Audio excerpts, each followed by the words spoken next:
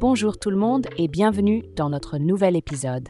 Aujourd'hui, nous allons parler d'une racine arabe vraiment magnifique, rahm, ra'ima. Elle représente non seulement la compassion, mais aussi cette idée d'un cocon protecteur, un peu comme un refuge où l'on peut grandir et se reconstruire. Et comme toujours, je suis accompagnée du brillant Dr Kazimierski. Bonjour docteur. Bonjour Sarah. Sarah, bonjour à tous. Je suis ravi de pouvoir discuter de cette racine avec vous aujourd'hui. Elle a vraiment une profondeur qui va bien au-delà de ce qu'on peut imaginer au premier abord. Justement, vous parlez de profondeur. Quand on pense à Rahima, on pense souvent à la miséricorde ou à la compassion. Mais cette idée de cocon protecteur, c'est assez unique, non? Comment cette racine englobe-t-elle cette image si riche? En effet, Sarah. Ce qui est fascinant avec la racine rahima, c'est qu'elle ne se limite pas à la simple idée de compassion. C'est une compassion qui protège, qui nourrit et qui permet à l'individu de s'épanouir comme un enfant dans le ventre maternel.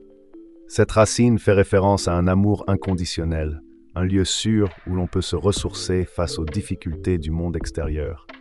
C'est littéralement un cocon de bienveillance. Waouh, c'est tellement beau. Ça me fait penser à cette image du papillon dans sa chrysalide en train de se transformer en quelque chose de plus grand. Ce cocon lui permet de grandir, de devenir plus fort. Est-ce que c'est un peu ça, cette idée derrière Rahm? Exactement, Sarah. C'est une belle métaphore. La rahma, la bienveillance, l'amour inconditionnel, agit comme cette chrysalide. Elle offre à l'individu la nourriture spirituelle et émotionnelle nécessaire pour se développer. C'est un lieu où l'on peut guérir, se reconstruire et préparer son envol. Cette racine est très liée à l'idée de protection et de croissance simultanée. Et c'est aussi une racine qui nous rappelle l'importance des liens familiaux, non? On a cette expression Zoul Rahm, qui fait référence à nos proches, ceux avec qui on partage un lien de sang. Cela renforce cette idée d'amour protecteur, de soutien familial, non? Oui, absolument. Les liens du Rahim, littéralement ceux du ventre, symbolisent cette connexion profonde que l'on partage avec la famille. Ce lien est un autre exemple de ce cocon de bienveillance, où l'on se sent en sécurité et soutenu. C'est un espace où l'on peut être vulnérable, mais aussi un espace où l'on trouve force et réconfort. Vous savez, cela me rappelle aussi que dans nos vies modernes, on cherche tout cet endroit où l'on peut se ressourcer, où l'on peut trouver la sécurité et l'amour. Cette racine Raham nous enseigne tellement sur l'importance de créer ces espaces pour nous-mêmes et pour les autres. C'est comme si elle nous disait « Prenez soin des autres, comme vous le feriez d'un papillon encore dans son cocon ». C'est une belle conclusion, Sarah.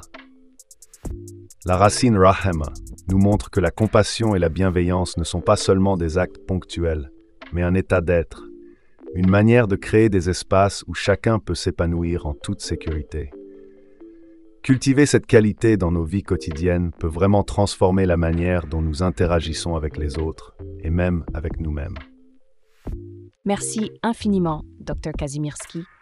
Cette conversation a été un véritable cocon pour moi aujourd'hui, un moment où je me suis sentie protégée par vos idées. Et à vous, chers auditeurs, j'espère que cet épisode vous a inspiré à cultiver plus de bienveillance dans votre quotidien. Prenez soin de vous et à très bientôt.